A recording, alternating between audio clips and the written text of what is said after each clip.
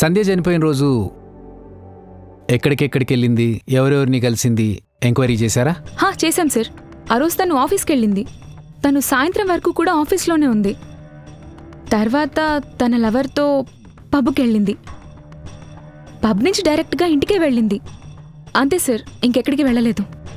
Okay. ఈ కేసులో మీరు ఎవరెవరిని ఎంక్వైరీ చేశారు? సంధ్య మదర్ ఫాదర్ని, అలాగే అపార్ట్మెంట్లో ఉన్న అందరినీ ఎంక్వైరీ చేశాం సార్. సంధ్య బాయ్ ఫ్రెండ్ని కూడా ఎంక్వైరీ చేశాం. అందరూ ఒకే మాట చెప్పారు, సంధ్యకెవరూ శత్రువులు లేరని, తనని చంపాల్సిన అవసరం ఎవరికీ లేదని. కానీ ఇప్పుడు మనకిది హత్య అని క్లియర్గా తెలిసిపోయింది కదా. సో హంతకుడు ఎవరైనా సరే వాడికి అపార్ట్మెంట్ పూర్తిగా తెలిసి ఉండాలి. లేకపోతే ఇంత పర్ఫెక్ట్గా ప్లాన్ చేసి ఇదంతా చేయడం చాలా కష్టం. ఇంతకీ అపార్ట్మెంట్లో ఎవరెవరు ఉంటారు?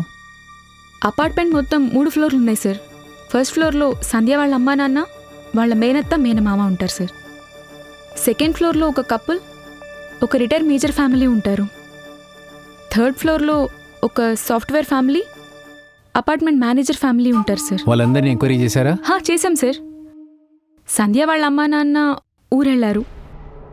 అత్త మామ కూడా ఊర్లో లేరు. ఫస్ట్ ఫ్లోర్లో ఉండే ఆ కపుల్స్ జాయిన్ అయ్యి 2 months అవుతుంది. వాళ్ళిద్దరే ఉంటారు. కొత్తగా పెళ్ళైంది. ఇద్దరికీ నైట్ షిఫ్ట్. ప్రతిరోజు నైట్ 9కి వాళ్ళు ఆఫీస్కి వెళ్తారు. ఆ రోజు కూడా వాళ్ళిద్దరూ జాబ్స్కి వెళ్ళారు సార్. ఆఫీస్లో కూడా ఎంక్వైరీ చేశాము. వాళ్ళ రోజు ఆఫీస్లోనే ఉన్నారు సార్. మేజర్ ఫ్యామిలీ రోజు రాత్రి త్వరగా పడుకుంటారు. వాళ్ళు బయటికి కూడా పెద్దగా రారంట సార్. ఎవరితో కలవని కూడా కలవరంట. థర్డ్ ఫ్లోర్లో ఉండే సాఫ్ట్వేర్ ఇంజనీర్, వాళ్ళని కూడా ఎంక్వైరీ చేశాం. వాళ్ళు ఇంట్లోనే ఉన్నారంట. ఇంటి నుంచి బయటికి కూడా రాలేదంట. ఇక మేనేజర్ ఫ్యామిలీ ఆ రోజు పార్టీకి వెళ్ళారు. నేను వాచ్మెన్ని కూడా ఎంక్వైరీ చేశాను. వాళ్ళు రాత్రి 12ంటికి వచ్చారంట. ఓకే. అవును, సంధ్య వాళ్ళ ఫ్యామిలీకి వాళ్ళ అత్తమామ ఫ్యామిలీకి ఏవో గొడవలున్నాయంట. ఏంటది? యాక్చువల్లీ సంధ్యని వాళ్ళ బావ రాహుల్కి పెళ్లి చేయాలనుకున్నారు. కానీ సంధ్య కార్తీక్ని లవ్ చేయడం వల్ల ఆ పెళ్లి క్యాన్సిల్ అయింది. అప్పటినుంచే వాళ్ళ మధ్య మాటలు లేవు సార్. అంతేకాదు వాళ్ళ నాన్నకి సంధ్యని కార్తీక్కిచ్చి పెళ్లి చేయటం అస్సలు ఇష్టం లేదు సార్. తప్పని పరిస్థితుల్లో ఈ పెళ్లి కొప్పుకున్నారు సార్. సో ఈ పెళ్లి సంధ్య వాళ్ళ నాన్నకి ఇష్టం లేదు. సంధ్యకు నచ్చజెప్పడానికి ట్రై చేశాడు, కానీ తను వినలేదు. చిన్నప్పటి నుంచి తను చెప్పిన మాటల్లా వినే కూతురు సడన్గా తన మాట వినకపోయేసరికి చాలా కోపం వచ్చింది. తన మనసు కార్తీక్ని అల్లుడిగా అంగీకరించకపోవచ్చు. అలా కోపం, ఫ్రస్ట్రేషన్, ఇలాంటి ఒక సిచ్యువేషన్లో ఆ తండ్రే తన కూతుర్ని చంపేలా చేసిండొచ్చు. లేదా ఎవరైనా కాంట్రాక్ట్ కిల్లర్కి చంపమని చెప్పిండొచ్చు. ఏంటి సార్ మీరు అనేది? సొంత కూతురు చిన్నప్పటి నుంచి ఎంతో గారాబంగా పెంచుకున్నాడు. అలాంటి అమ్మాయిని ఎలా చంపుకుంటాడు సార్? నేను సంధ్య వాళ్ళ అమ్మా నాన్నని ఎంక్వైరీ చేసినప్పుడు కూతురు పోయిందన్న బాధ నాకు స్పష్టంగా కనిపించింది సార్.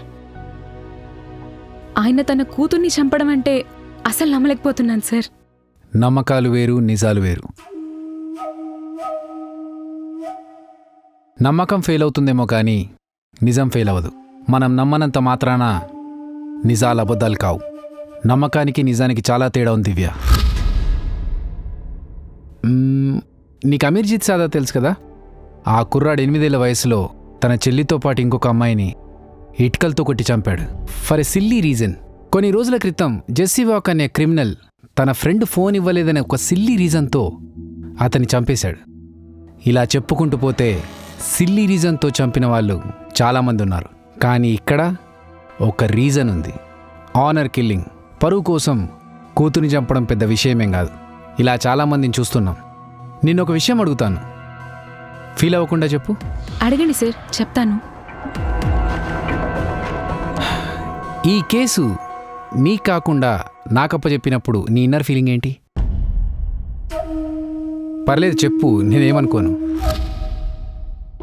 మీ మీద నాకు చాలా కోపం వచ్చింది. మిమ్మల్ని బాగా తిట్టుకున్నాను సార్. ఇంకా ఏమనిపించిందండి? చాలు, వదిలేస్తే ఇక్కడే తిట్టేసేలా ఉందయ్యా. For more updates, like, comment, subscribe to our channel. Hey darlings, గంటని click చేయడం మర్చిపోకండి.